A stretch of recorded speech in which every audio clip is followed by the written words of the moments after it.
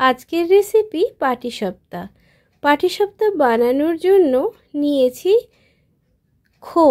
খোয়াটা বাড়িতে বানিয়ে নিয়েছি, আর নিয়েছি নারকেলের ঝাই। নারকেলটা যদিও আমাদের গাছের, তবুও তার সঙ্গে দিয়েছি গুড়ের ঝাই বানালে খেতে খুবই ভালো লাগে। আর তাছাড়া খোয়াটা তো বাড়িতে বানানোই, কাজে অ্যাডাল্টারেশনের চান্স নেই। আমার রেসিপি ভালো লাগলে লাইক, শেয়ার, কমেন্ট আর সাবস্ক্রাইব করতে ভুলবেন। সাথে নিয়ে নিয়েছি ড্রাই উপকরণ, সামান্য নুন, এলাচের গুঁড়ো, আর নিয়েছি চিনি। তার সঙ্গে নিয়েছি অল্প পরিমাণে বেকিং পাউডার। মেন ড্রাই উপকরণের মধ্যে রয়েছে ময়দা আর তার সমপরিমাণে আতপ চালের গুঁড়ো। কাজেই এবারে সমস্ত ড্রাই উপকরণগুলোকে আমাকে মিশিয়ে নিতে হবে। ভালো করে চামচ দিয়ে প্রত্যেকটা উপকরণ সুন্দর করে মিশিয়ে নিলাম। ভালো করে না মিশালে বেকিং পাউডারটা সব দিকে প্রত্যেকটা জায়গায় পৌঁছাবে না, এবং তাহলে আমাদের পাটিসাপটাটা ভালোভাবে তৈরি হবে না। নিয়েছি প্রায় 1 লিটার মতো গরম করে ফুটিয়ে ঠান্ডা করা দুধ। এবারে অল্প অল্প করে ওই দুধটা ড্রাই উপকরণের মধ্যে মিশিয়ে নিয়ে আলতো হাতে ভালো করে এটাকে মিশিয়ে নিতে হবে। এমন করে মেশাতে হবে যাতে এই ব্যাটারটাতে যেন কোনো লাম্প না হয়। ধীরে ধীরে অল্প অল্প করে দুধটা দিয়ে মাখালে এই ড্রাই উপকরণগুলো একেবারে লাম্প ফ্রি একটা সুন্দর স্মুথ ব্যাটারে তৈরি হবে। ধৈর্য ধরে অল্প অল্প করে দুধ দিয়ে ব্যাটারটাকে গুলে নিতে হবে। লাম্প যেন একেবারেই না থাকে। লাম্প থাকলে সেটা মুখে পড়লে বড়ই বাজে লাগে খেতে। কাজেই ভালোভাবে মিশিয়ে নিতে হবে। দেখুন বন্ধুরা, এই যে উপকরণ যেটা নিয়েছিলাম তাতে প্রায় সমস্ত দুধটাই আমার লেগে গেছে।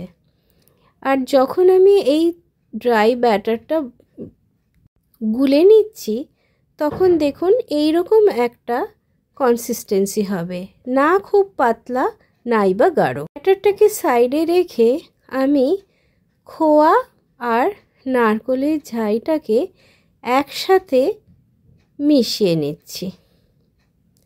ভালোভাবে দুটো উপকরণ মিশিয়ে নিলে টেস্টও যেমন বাড়ে, সেই রকম তার একটা অদ্ভুত ফ্লেভার হয়। এবার নিয়ে নিয়েছি একটা লোহার তাওয়া, তাতে অল্প তেল দিয়ে প্রথমে গ্যাসটাকে জ্বালিয়ে ভালো করে তাওয়াটাকে গরম করে নিতে হবে।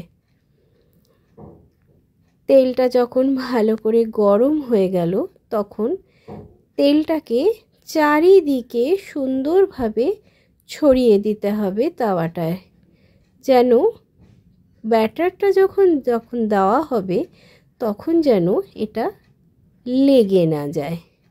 লেগে গেলে উঠতেও চাইবে না, আর পাটিসাপটাগুলো ভালোভাবে ছেড়েও আসবে না তাওয়া থেকে। কাজেই এখানেও ধৈর্য ধরে তাওয়াটাতে তেলটা ভালো করে লাগিয়ে নিয়ে তাওয়া গরম হওয়া পর্যন্ত ভালোভাবে অপেক্ষা করতে হবে। দেখুন বন্ধুরা, সুন্দরভাবে লাগানো হয়ে গেছে আর ধোঁয়া বেরোচ্ছে, তার মানে গরম হয়ে গেছে। একটা টিস্যু দিয়ে তাওয়াটাকে মুছে নিলাম। এবারে ওই তাওয়ার মধ্যে ওই ব্যাটারটাকে দিয়ে দিলাম। আলতো হাতে চামচের সাহায্যে ছড়িয়ে ধোসার মতো একটা রুটির মতো বানিয়ে নিতে হবে। দেখুন বন্ধুরা কি সুন্দরভাবে একটা বাবলস এসেছে সমস্ত ব্যাটারটাতে। এর মানে যে খুব সুন্দরভাবে আমাদের পাটিসাপটাটা তৈরি হওয়ার জন্য ব্যাটারটা তৈরি হয়েছে। সাইড দিয়ে অল্প অল্প করে তেল দিয়ে দিলাম যাতে ব্যাটারটা পাটিসাপটার এই রুটিটা সুন্দরভাবে যেন তাওয়ার থেকে ছেড়ে যায়। দেখুন বন্ধুরা হালকা করে ছাড়িয়ে নিচ্ছি যাতে তাওয়ায় সেটে না যায়। এইবারে আমি চামচে করে ওই নারকেল আর খোয়ার মিশ্রণটা দিয়ে দিলাম, মাঝখানে করে দিলাম যাতে দুপাশ থেকে আমি যেন ফোল্ড করে পাটিসাপটাটা বানাতে পারি।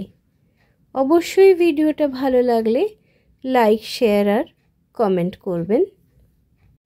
একটা পাটিসাপটা একদম তৈরি হয়ে রেডি।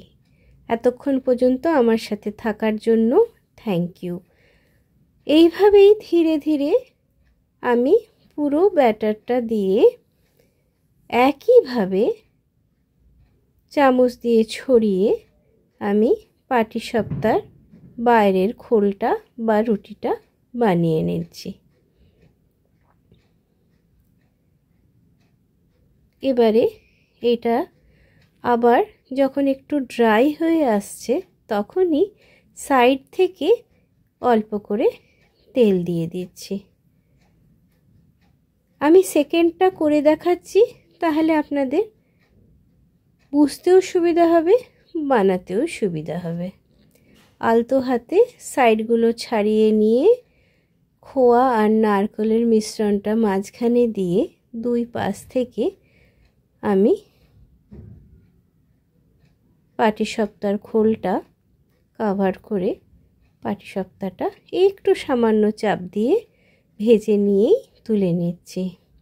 দেখুন বন্ধুরা কি সুন্দরভাবে তৈরি হয়েছে পাটিসাপটাগুলো। আমাদের তো ভালোই লেগেছে খেতে।